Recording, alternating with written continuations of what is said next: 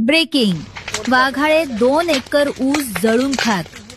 वाघाळे तालुका शिरूर येथे विद्युत शॉर्ट सर्किटनं लागलेल्या आगीत एका शेतकऱ्याचा सुमारे 2 एकर ऊस जळाला. त्यामध्ये शेतकऱ्याचे लाखो रुपयांचे नुकसान झाले.